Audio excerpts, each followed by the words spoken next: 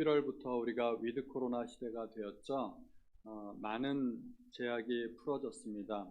아직도 여러 가지 위험이 존재하지만 국민들의 생활고를 더 이상 방관할 수 없는 정부의 최후의 선택이라고 생각이 됩니다. 교회는 50% 대면 예배가 허용되었지만 우리는 일부를 2부로 나누었고 또 좌석도 넓혔고 그렇기 때문에 사실상은 우리 교회는 100% 예배가 가능한 상황입니다. 갑자기 코로나 대면 예배가 시작되자 제가 꿈에서 깨어난 듯이 정신이 퍼뜩 들었습니다. 두 가지 생각이 들었는데요. 제 목회 인생의 2년이 사라졌다 하는 생각, 그리고 두 번째는 남은 시간이 많지 않다 하는 생각이 들었습니다. 시험 보셨던 기억이 나시죠? 아직 문제는 반도 안 풀었는데 시계를 보니까 5분밖에 안 남았으면 막 마음이 조급해지겠죠. 제 마음이 그 비슷한 마음이 아닐까 생각이 됩니다. 그래서 지금처럼 해서는 안 되겠다는 생각이 들고 앞으로 조금 더 분발하지 않을까 그렇게 생각이 됩니다. 사사기는 이스라엘 역사 중에 가장 암흑기를 보여줍니다. 영적인 암흑기와 반복된 실패 이야기를 보여줍니다. 하나님께서 약속하신 땅에 들어갔지만 성공인 것 같은데 성공이 아니라 실패였습니다. 반복된 죄와 심판의 역사를 우리에게 보여주고 있습니다. 사사기는 백성들이 죄 짓고 심판받고 회개하고 구원받고 또 죄 짓고 심판받고 또다시 회개하고 구원받고 이 사이클이 반복해서 돌아가는 이스라엘의 어둠의 역사를 우리에게 보여주고 있습니다. 사사기 1장 후반부에 보면 이스라엘 여러 지파가 땅에 거주하던 내용이 나오는데 어느 지파는 어느 지역에 거주하면서 그 지역의 족속들을 쫓아내지 못하였고 그런 이야기들이 또 반복해서 나옵니다. 이스라엘 백성은 가나안 땅에 들어가서 온전히 정복하지 못하였다는 것입니다. 하나님께서는 아브라함에게 약속을 주셨고 땅을 주겠다, 민족을 주겠다 약속하셨고 민족을 이루기 위해서 애굽 땅에서 430년 동안 민족을 부풀리셨죠. 그리고 모세를 통하여 끌어내셨고 여호수아를 통하여 가나안 땅을 점령하고 그 땅도 주셨습니다. 하나님께서는 모든 약속을 다 이루셨습니다. 그런데 이스라엘 민족은 하나님의 명령을 지키지 못했던 것입니다. 이스라엘 민족은 가나안 족속을 다 쫓아내지도 못하고 부분적인 승리로 만족하고 맙니다. 이것이 이스라엘 민족만의 이야기는 아닙니다. 오늘날도 우리에게 똑같은 일이 사실은 반복돼서 일어나고 있습니다. 많은 그리스도인이 하나님이 주신 승리의 약속을 누리지 못하고 부분적인 승리로 만족하고 그냥 그렇게 살아가든지 또는 심지어 패배의 삶을 살기도 합니다. 왜 하나님은 우리에게 승리를 약속해 주셨는데 우리는 그 승리를 온전히 누리지 못하고 있을까요? 사사기를 보면서 우리가 그 원인을 한번 살펴보고자 합니다. 오늘 본문에 보면 여호와의 사자가 길갈에서부터 보김에 이르렀다고 이야기합니다. 이 사자가 온 목적은 백성을 책망하기 위함이었습니다. 하나님은 약속을 다 지키셨는데 너희는 왜 언약을 지키지 않느냐? 하나님의 명령을 왜 어기느냐 하는 것입니다. 하나님은 그들에게 약속하신 젖과 꿀이 흐르는 땅을 주셨습니다. 그런데 이스라엘은 그 땅에 들어가면 어떻게 해야 될 것을 하나님 앞에 들었지만 그 명령을 망각하고 말았습니다. 그들에게는 사명이 있었던 것입니다. 젖과 꿀이 흐르는 땅에 들어가거든 이러이러하게 해야 된다는 그 사명이 있었는데 사명을 망각하게 된 것입니다. 가나안 족속을 쫓아내고 그 땅에 하나님의 나라를 세우라는 하나님의 명령을 잊어버린 것입니다. 하나님의 명령을 어기고 그 땅에 거민과 언약을 세웠습니다. 하나님은 언약을 세우지 말고 그들의 단을 헐어버리라고 말씀하셨는데 그 명령에 불순종한 것입니다. 하나님께서는 이스라엘에게 젖과 꿀이 흐르는 땅을 주셨잖아요. 그것은 이스라엘 백성들이 받은 복입니다. 그런데 한편으로는 이스라엘 백성의 입장이 아니라 가나안 족속의 입장에서 볼 때 그것은 타락한 가나안 민족에 대한 심판이었습니다. 사사기에서는 반복되는 이방 민족의 침략, 이스라엘의 고난, 이런 이야기가 나오는데 이것은 이스라엘 백성이 싸움에서 졌기 때문이 아니라 하나님께서 함께하지 않으셨기 때문입니다. 그들이 사명을 망각하자 불순종이 일어납니다. 영적인 문제에서 실패하고 또 그러자 전쟁에서 패배하고 고난을 겪는 문제로 반복해서 나타나는 것입니다. 그 땅의 거민들과 언약을 세웠고 그들의 단을 헐지 않았기 때문에 이방 민족과의 전투에서 패하게 되는 거고 압제당하고 고통받는 것입니다. 여리고성과 아이성의 전투를 기억하시기 바랍니다. 절대 무너지지 않을 것 같은 그 여리고성이 오직 하나님의 명령에 순종해서 7일 동안을 돌았더니 성이 무너져 내렸습니다. 그리고 그 땅을 온전히 하나님 앞에 바치라고 했는데 아간이라는 사람이 그 땅의 전리품을 몰래 숨겨놨습니다. 그리고 그 다음 전투, 아무것도 아닌 것처럼 보이는 그 아이성 전투에서 이스라엘 백성은 어이없이 패하고 말았습니다. 큰 싸움에서 이기고 작은 싸움에서 패한 것입니다. 이것은 전력의 문제가 아니라 전투력의 문제가 아니라는 것을 우리에게 보여줍니다. 이것은 영적인 문제입니다. 영적인 문제가 현실 세계에서 결과로 나타난다는 것입니다. 영적인 세계에 속한 무질서, 혼돈, 어둠이 남아있으면 현실 세계에서 패할 수밖에 없다는 것입니다. 결과는 현실 세계에서 나타나요. 이스라엘 민족이 하나님의 명령에 불순종하고 영적인 오염이 남아 있었을 때 하나님은 그들과 함께 하실 수 없었습니다. 그리고 결과는 전쟁에서 지는 것입니다. 그들이 쫓아내지 않았던 가나안 족속, 그것은 이스라엘의 가시와 올무가 되었습니다. 하나님께서 승리를 약속해 주셨지만 그것이 저절로 얻어지는 것은 아니라는 것입니다. 오직 믿음과 하나님의 명령에 철저한 순종으로 이루어지는 것입니다. 이스라엘 민족은 왜 가나안 족속을 쫓아내지 않았을까요? 왜 그들의 단을 허물지 않았을까요? 그것은 타협이었습니다. 처음에는 힘이 없어서 그들의 철병거 때문에 쫓아내지 못했는지 모르지만 시간이 지나면서 그들은 강성해졌습니다. 강성해졌는데도 그들을 쫓아내지 않고 이방 민족을 종으로 삼아 노역을 시키면서 함께 살았습니다. 서로 기브앤테이크가 있었던 것이죠. 가나안 족속이 우리가 항복할 테니까 이 땅에서 살게 해달라고 했을 때 이스라엘 민족은 그들을 쫓아내지 않고 노역을 시키면서 그들에게서 뭔가 이득을 취하면서 서로 간에 기브앤테이크를 하면서 협상하면서 살았던 것입니다. 그것은 힘들어서 전쟁을 하는 것보다 훨씬 더 쉬운 선택이었을 것입니다. 또 가나안 족속에게 노역을 시키면 전쟁을 해서 쫓아내는 것보다도 경제적인 이득도 훨씬 더 있었을 것입니다. 그러나 그들이 선택한 그 쉬운 길은 사실은 실패의 길이었습니다. 힘들어도 고지를 향해서 나아가야 되는 것입니다. 우리도 이 세상을 쉽게 사는 방법이 있죠. 우리의 선택에 따라 달라집니다. 우리가 쉽게 살려면 타협하면서 살아가면 됩니다. 교회에서는 그리스도인으로서 그렇게 하나님을 예배할 수 있지만 세상에서는 세상 백성들과 똑같이 살아갈 수 있습니다. 그게 쉽게 사는 방법입니다.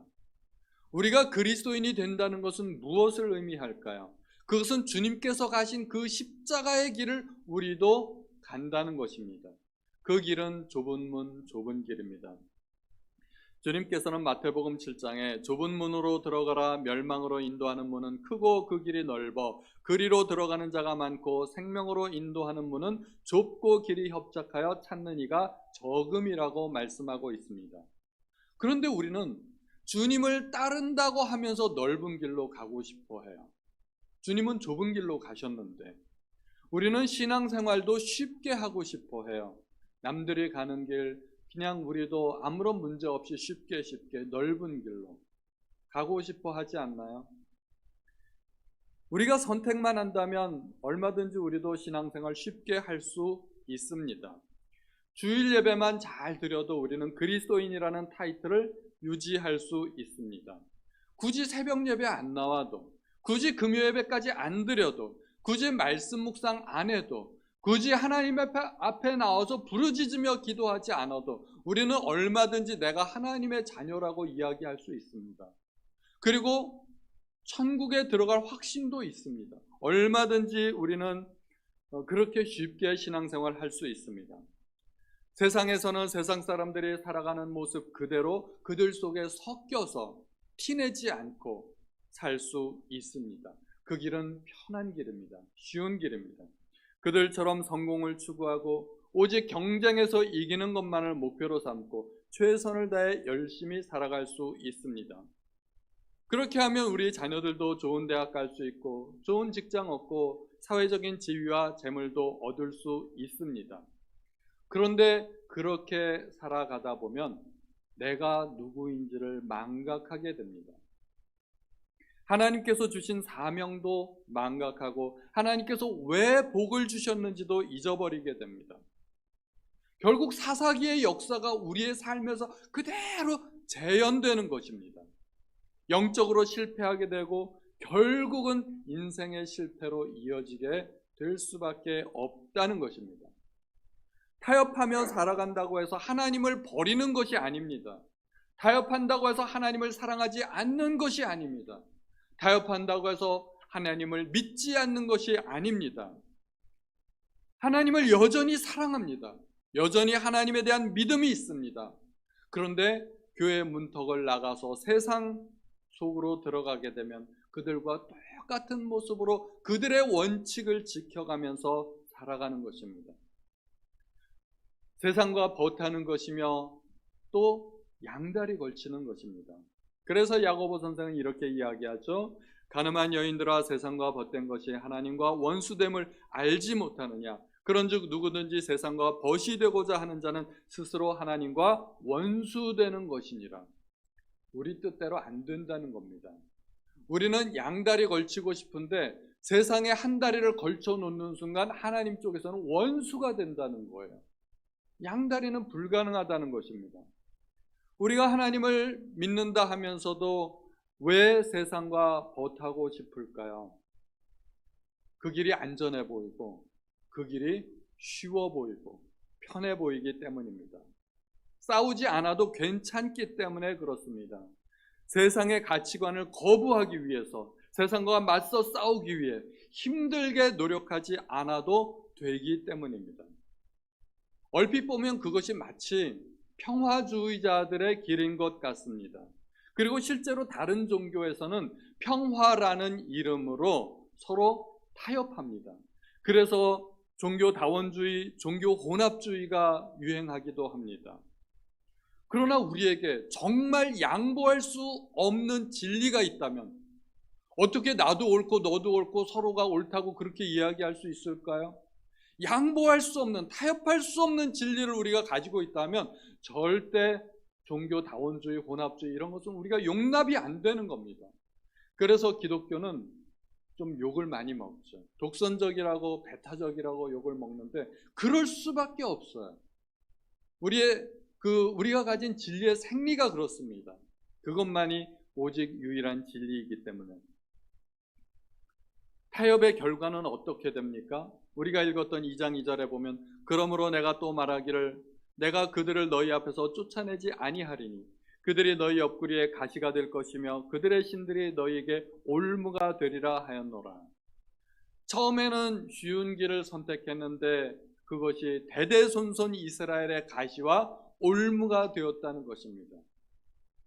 작은 것 주고 큰 것 잃어버린 것입니다. 잠깐의 거짓 평화가 큰 재앙을 만들어낸 것입니다.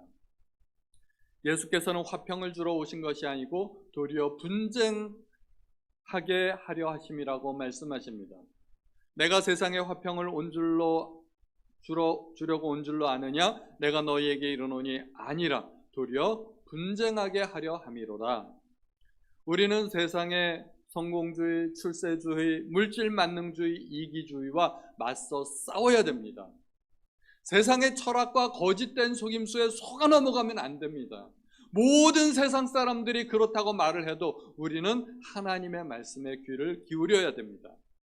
그 잠깐의 작은 이득, 그리고 거짓된 평화, 그것이 미래의 큰 재앙에 잠재된 씨앗이라는 것을 우리는 기억해야 됩니다.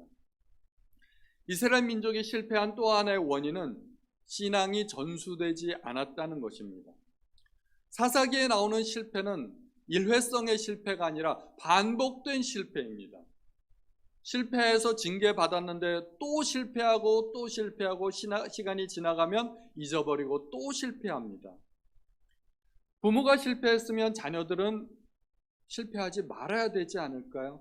그런데 자녀들도 똑같이 실패합니다. 여호수아 시대 때는 잘했습니다. 그 시대 그리고 동시대 사람들이 살아있는 동안에는 하나님을 잘 섬겼습니다. 그런데 그 후에 일어난 다른 세대, 다음 세대가 다른 세대가 되어버렸습니다. 그 세대는 여호와를 알지 못하였습니다. 하나님께서 하신 일도 알지 못하였습니다. 이는 그들이 자녀들의 신앙교육에 실패한 것을 의미합니다. 하나님께서는 자녀들을 부지런히 하나님의 말씀으로 가르치라고 명령하셨습니다. 신명기 6장 6, 7절에 오늘 내가 내게 명하신 이 말씀을 너는 마음에 새기고 내 자녀에게 부지런히 가르치며 집에 앉았을 때든지 길을 갈 때든지 누워 있을 때든지 일어날 때든지 말씀을 강론하라고 말씀하고 계십니다. 우리만 잘해서는 안 된다는 이야기입니다. 자녀들도 잘해야 됩니다.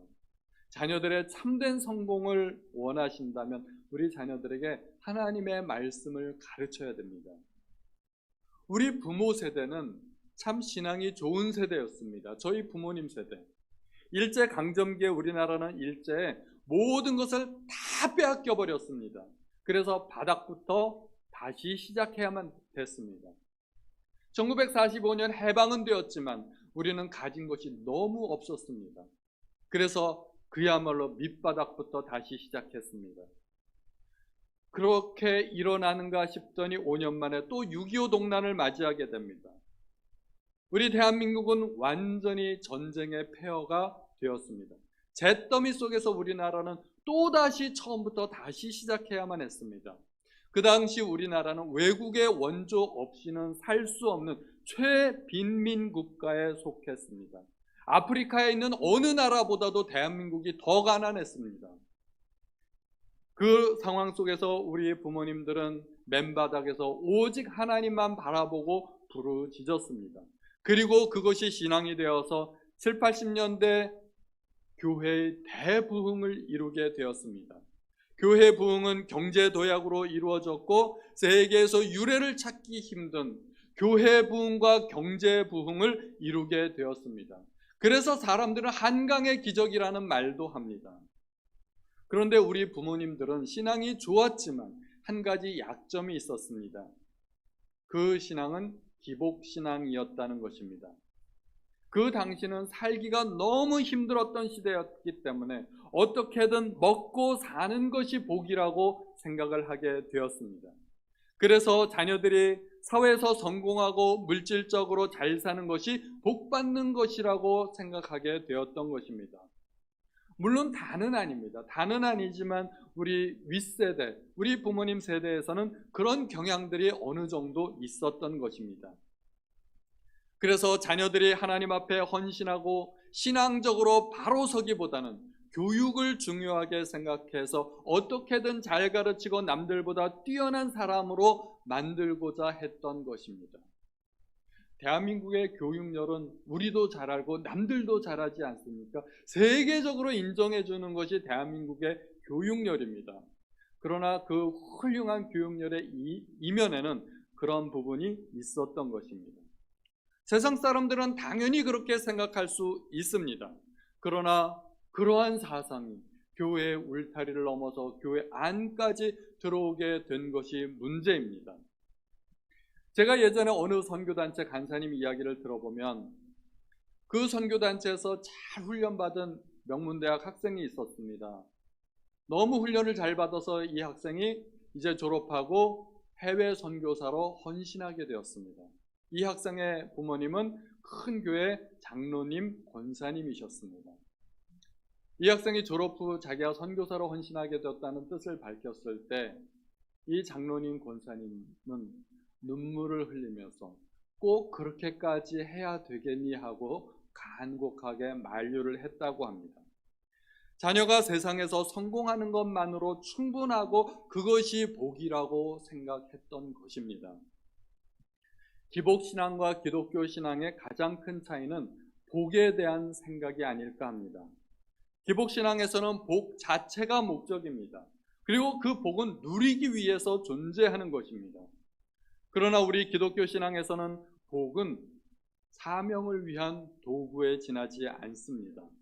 하나님께서 종들에게 달란트를 맡기지 않습니까? 금 1달란트, 2달란트, 5달란트를 맡기십니다. 그것을 팔아서 잘 먹고 잘 살라고 주신 것이 아닙니다. 그것으로 장사해서 이윤을 남기라는 것입니다. 우리도 하나님께 저마다 각각 다른 달란트를 받지 않았습니까? 어떤 사람은 노래를 잘하기도 하고 어떤 사람은 악기를 잘 다루기도 하고 또 컴퓨터를 잘 다루는 사람도 있고 어떻게 해야 될까요? 그 달란트로 하나님께 영광을 올려드리라는 것입니다. 어떤 사람은 공부를 잘합니다. 어떤 사람은 물질의 복을 받았습니다. 어떤 사람은 사회적 지위와 명예를 받기도 했습니다. 쉽게 말하자면 그게 복받은 것입니다. 결코 나쁜 것이 아닙니다. 그런데 우리는 달라야 합니다. 하나님께 받은 복은 우리만 누리라고 하나님께 받은 것이 아니라 사명을 감당하라고 하나님께서 주신 것입니다. 복의 의미를 알아야죠. 이스라엘 백성들은 가나안 땅에 들어가서 사명을 잊어버린 것입니다. 그것이 실패로 이어졌던 것입니다. 제가 송도에 오기 전에 일산에서 살았습니다. 일산에서 신앙생활을 했고 그때는 제가 집사였습니다. 그리고 그때 저희 막내가 일산에서 태어났는데 선천적인 질병을 안고 태어났습니다. 선천성 고대결장. 이렇게 말씀드리면 무슨 말인지 잘 모르시잖아요. 태어나면서부터 항문이 막힌 것입니다. 똥구가 막혀 있기 때문에 변을 배출할 수가 없어서 수술을 받아야 했습니다. 그런데 당시만 해도 수술이 굉장히 어려운 것으로 생각이 되었습니다. 이 항문을 수술해야 되다 보니까 장을 옆구리에 뚫어가지고 옆구리로 변을 받아내야 했고 그것을 한 6개월 정도 한 이후에 다시 항문에 괄약근이 생기면 그쪽으로 다시 연결을 하는 2차례에 걸친 수술을 받아야 한다고 했습니다. 난감하죠. 그래서 제가 아는 주변의 사람들에게 중보기도를 요청을 했습니다. 그런데 다행히도 최신 의학 기술의 도움으로 2번 수술을 안 하고 1번으로 끝낼 수 있었습니다. 그렇지만 신생아가 태어나자마자 그런 수술을 받는다는 것이 결코 쉽지는 않았습니다. 그래서 중보기도 요청을 했습니다. 그런데 그때 한 권사님이 뭐라고 이야기하시는 것을 나중에 이렇게 뒤를 돌아서 듣게 되었습니다. 그때 그 교회 담임 목사님은 저희 장모님이셨습니다. 저희 장모님이 심무하시는 교회였었는데 그 권사님이 말씀하시기를 목사님이 그렇게 밤낮으로 열심히 기도하시고 하나님 앞에 헌신하시는데 왜 손자가 그런 병에 걸렸느냐 이해가 되지 않는다 그런 이야기를 했다는 것입니다. 그러니까 그분은 질병이 저주라고 생각했던 것 같습니다. 그런데 결코 그렇지 않습니다. 하나님께서 주시는 복은 오히려 고난을 통해서 오는 경우가 많습니다. 우리가 요즘 다니엘 기도를 참석하면서 우리가 듣는 수많은 간증들 다 고난의 주인공들 아닙니까? 고난을 통해서 연단받고 하나님 앞에 헌신하고 복받게 되었던 다 그런 내용입니다. 아무 고난 없이 만사형통하고 잘 살게 되고 그런 분들 한 분도 다니엘 기도에 나오지 않습니다. 하나님께서 주시는 복은 단순히 건강하고 사회적으로 성공하고 물질적으로 부를 누리는 것이 아니라는 것입니다. 물론 그것이 복이 아니라고는 말할 수 없겠지만 하나님께서 우리에게 주시고자 하는 복은 훨씬 더 수준 높은, 차원 높은 그런 복입니다. 우리는 자녀들에게 그런 복을 누리게 해야 합니다. 그러기 위해서 우리 자녀들에게 말씀을 가르쳐야 됩니다. 세상적인 가치관으로는 그런 복을 누리기 힘들다는 것입니다. 제가 다른 목사님 설교에서 들은 이야기인데, 사업하시는 어떤 분이 교회에 다니게 되면서 집사 직분을 받게 되었습니다. 신앙 연륜이 짧기 때문에 성경을 잘 알지도 못하는데, 그분이 나는 성경도 제대로 모르는데 집사 직분 받는 것이 너무 부끄럽습니다. 그러면서 담임 목사님께 부탁을 했답니다. 교회에 성경을 잘 아는 전도사님 하나를 저에게 붙여주시면 제가 과외를 받겠습니다. 그래서 과외를 받았대요. 진짜 과외. 돈 주고 정해진 시간에 돈 주고 과외를 받았답니다. 그런데 어떤 또 집사님이 그 이야기를 듣고 그것이 가능하다면 우리도 아이들한테 그거 한번 시켜야 되겠다, 그래서 전사님 초청해가지고 또 교회에서, 그 가정에서 과외를 받았답니다. 성경 과외를. 뭐 성경을 과외까지 할 필요가 있겠나 싶겠지만, 우리가 정말 무엇인가 중요하게 생각하고 필요하다고 생각한다면 돈 주고라도 얼마든지 할 수 있는 것 아니겠습니까? 천국은 마치 밭에 감추인 보화라고 했습니다. 그 보화를 발견한 사람은 어떻게 할까요? 집 팔고 땅 팔고 냉장고 팔아서 그 밭을 사게 됩니다. 우리가 자녀들에게 영어 수학이 중요하다고 믿기 때문에 영어 수학 과외를 시켜줍니다. 정말 성경이 중요하다고 믿는다면 성경도 그렇게 할 수 있어야 되지 않겠습니까? 우리 성도님들에게 도전 한번 드리겠습니다. 교육자들 초청해서 성경 과외 한번 시켜보시길 바랍니다. 그런데 제가 특혜를 드릴게요. 우리 교육자들은 돈 안 받고 무료 과외 해드리겠습니다. 한번 해보세요. 저희가 해드릴 용의가 있습니다. 이스라엘이 요단강을 건넜을 때 하나님께서는 특별한 명령을 주셨습니다. 강바닥에서 돌 12개를 갖고 와서 진영 가운데 두라는 것입니다. 강바닥에서 건져온 그 돌들은 주변의 다른 돌들과는 확연하게 다릅니다. 강바닥에서 주워온 돌들은 일단 매끈매끈하지 않습니까? 주변에 있는 돌들과는 다릅니다. 금방 알아볼 수 있습니다. 이거 웬 돌이 이런 게 여기에 있지? 그것은 자녀 세대의 교육을 위한 것입니다. 여호수아 4장 6, 7절에 이것이 너희 중에 표징이 되리라. 후일에 너희 자손들이 물어 이르되 이 돌들은 무슨 뜻이냐 하거든 그들에게 이르기를 요단물이 하나님의 여호와의 언약궤 앞에서 끊어졌나니 곧 언약궤가 요단을 건널 때 요단물이 끊어졌으므로 이 돌들이 이스라엘 자손에게 영원히 기념이 되리라 하라 하니라. 자손들을 가르치라는 겁니다. 요단강을 걸어서 건넜다는 것을, 그것이 신화나 허구의 이야기가 아니라 사실이라는 것을 자녀들에게 가르치라는 것입니다. 수평적인 선교 못지않게 수직적인 선교가 굉장히 중요합니다. 오늘 참 감사하게도 이 예배에 선교사님 한 분이 또 동참해 주셨습니다. 전 너무 감사합니다. 그런데 우리도 선교사입니다.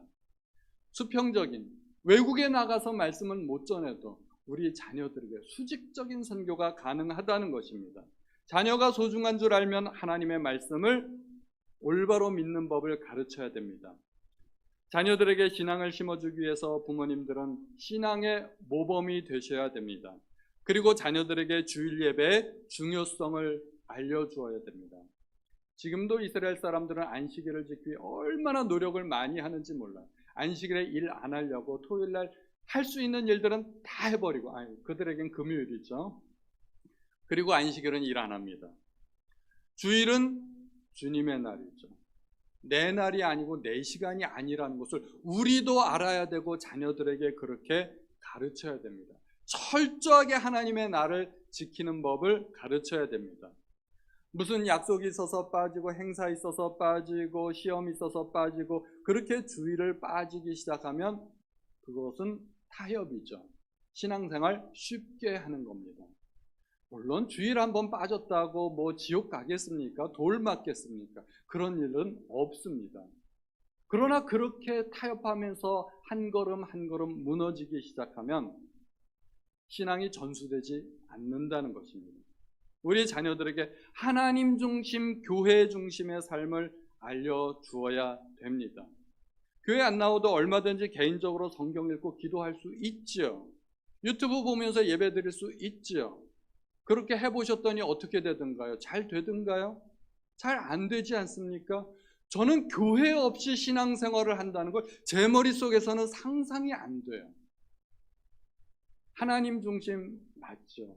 그러나 또한 교회 중심이 되어야 됩니다. 자녀들이 신앙적으로 성장하려면 교회 학교의 중요성을 알려주어야 됩니다. 부모님들이 교회 학교가 중요한 줄을 아시고 또 교회 선생님들을 존중할 줄 알아야 됩니다. 우리 교회 학교 선생님들은 내 아이의 영혼을 책임지고 있는 사람들 아니겠습니까? 학원에서 일타 강사는 중요한 줄 아는데 우리 교회 학교 선생님들 중요한 줄은 우리 부모님들이 잘 몰라요. 우리 부모가 그걸 먼저 아셔야 됩니다. 그래야 우리 자녀들도 교회 학교 선생님은 중요한 분이구나 알고 선생님들의 말씀을 귀담아 듣게 된다는 것입니다. 우리 성도님들에게는 담임 목사가 중요하지만 우리 아이들에게는 교회 학교 담임 선생님이 중요합니다. 자녀들이 세상에서 성공하길 바라신다면 자녀들의 영적인 세계를 먼저 다루어 주어야 됩니다. 영적인 세계가 현실 세계를 지배합니다. 그리고 영적인 세계에서의 원인이 현실 세계에서 결과로 나타납니다. 우리 자녀들에게 여러 가지 문제가 있지 않습니까? 사춘기의 문제도 있고 학원 문제, 친구 문제, 학교 문제 여러 가지 문제들이 있지만 그 배후에는 또 영적인 문제들이 있는 것입니다. 눈에 보이지 않는 영적인 문제는 알지 못하고 눈에 보이는 문제만 다루려고 하면 실패할 수 있습니다. 코로나 바이러스에 감염되면 일단 열이 나지 않습니까? 열이 나니까 해열제 먹으면 해결이 되겠구나. 해결이 됩니까? 안 됩니다. 해열제만 가지고는 바이러스 문제가 해결이 되지 않습니다. 눈에 보이지 않는 부분을 다룰 수 있어야 됩니다. 눈에 보이지 않는 부분을 보기 위해서 우리는 어디를 봐야 됩니까? 산 위에를 보아야 됩니다. 승패는 거기에서 결정나는 겁니다. 산 위에서 모세가 두 손 들고 서 있었고 산 아래서는 여호수아가 칼 들고 싸우고 있었는데 승패가 어디에서 결정납니까? 산 위에서. 영적인 세계에서 승패가 결정이 납니다. 우리 부모님들은 자녀들을 위해서 손들어 줄 수 있어야 됩니다. 산 위에 올라가야 됩니다. 그리고 자녀들을 축복해 주셔야 됩니다. 이스라엘 민족은 조상들이 그토록 간절하게 바라던 젖과 꿀이 흐르는 땅에 들어올 수 있었습니다. 그러나 절반의 승리였습니다. 하나님께서는 완전한 승리를 약속해 주셨지만 그들은 절반밖에 승리하지 못했습니다. 왜냐하면 완전한 승리를 얻기 위해서는 철저하게 순종해야 했기 때문입니다. 하나님의 말씀에 순종하고 사명을 감당해야 됩니다. 저는 교회와 대한민국의 내일이 우리 자녀들에게 달려 있다고 믿습니다. 우리만 잘해서는 안 됩니다. 우리 자녀들도 잘해야 됩니다. 우리 자녀들이 세상적으로 성공하는 것만 중요한 것이 아니라 믿음이 성숙해야 됩니다. 그래서 저는 이 사사기 말씀을 쭉 묵상하고 또 그 이전에도 우리 교회 내년 목표는 무엇으로 해야 될까 고민하다가 다음 세대를 키워야 되겠다. 우리 다음 세대를 믿음으로 키워야 되겠다는 생각이 들었습니다. 우리 대한민국이 사사기의 어둠의 역사를 반복하지 않으려면 우리 자녀들에게 믿음이 전수되어야 된다고 생각하게 되었습니다. 우리 부모님들이 이 일에 동참해 주시기를 부탁드립니다. 자녀들을 위해서 손들어 주시는 우리 부모님들 되시기를 예수님의 이름으로 축원드립니다.